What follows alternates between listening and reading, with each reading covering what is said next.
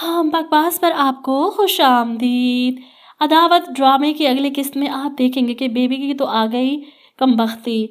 इंकिसार से बदला लेने के लिए इसने घटिया चाल चली। इस बेचारे के लैपटॉप से इस फाइल को डिलीट करके इसे असजद की नज़रों से गिराकर बहुत खुश है। और दूसरी तरफ मारिया ने भी जिस तरह इसके सामने आवाज़ उठाई, इसके दबाव में नहीं आई। इसके बाद मारिया को भी घर से निकालने की नई प्लानिंग शुरू करती है।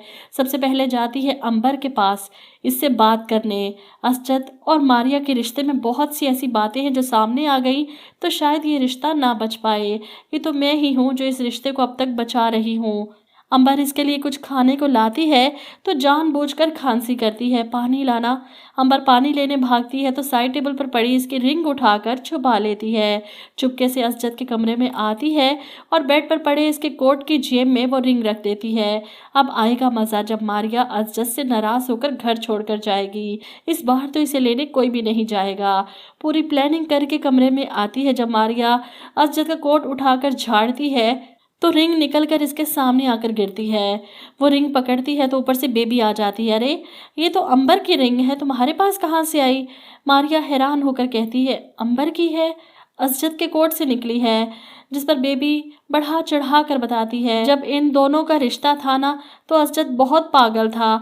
जब भी इससे मिलने जाते बहाने बहाने इसकी कोई ना कोई चीज अपने पास संभाल कर रख लेते थे। बेबी की बातें सुनकर मारिया की आंखों में आंसू आ जाते हैं। इसे बहुत तकलीफ होती है ये सुनकर कि असजद के पास आज भी अंबर की निशानियां मौजूद हैं।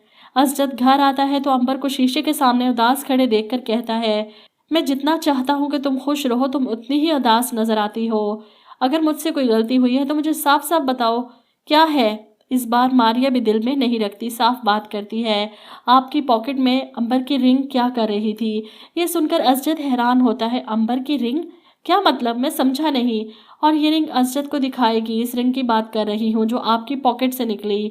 और बेबी ने खुद कंफर्म की है ये बात कि रिंग अंबर की है। असजद ये सुनकर हैरान, ऐसे कैसे हो सकता है? इससे पहले कि वो बेबी से इस बारे में पूछता, इंकिसार बेबी की सारी बातें सुन लेता है जो वो हंसते मुस्कुराते फोन पर किसी को बता रही थी अपने कारनामे। किस तरह मारिया और असजद के दरमियान गलत फहमियां पैदा कर रही हूँ। एक दिन मारिया बीबी तो ये घर छोड़कर जाएंगी और इंकिसार, इनकी भी सारी अकड़ ठिकाने लगा दी मैंने। कैसा जलील करवाया इसे असजद के हाथों। बहुत गरूर था इसे कि असजद को भरोसा है मुझ पर। देख लो कैसे सब खत्म कर दिया मैंने। अब इंकिसार पीछे खड़ा ये सारी बातें सुन लेता है। वो चिल्लाता है, बेबी अभी इसी वक्त घर वालों को तुम्हारी असलियत बताता हूँ।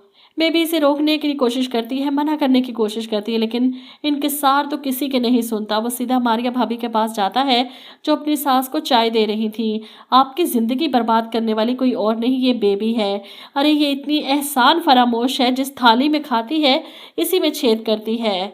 वो अपनी सास से कहता है, ये मेरे नहीं आपके साथ, असजद के साथ, इस घर के हर इंसान के साथ गलत कर चुकी है।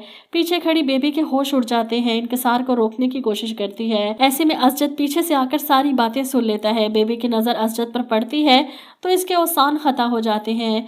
असजद हैरत से बेबी को देखता है। वहीं असजद की माँ भी दांतों तले उंगली दबाए बेटी की करतूतें सुन रही हैं। हालांकि इसके बारे में सब जानती है, इसे शह देने वाली भी यही है।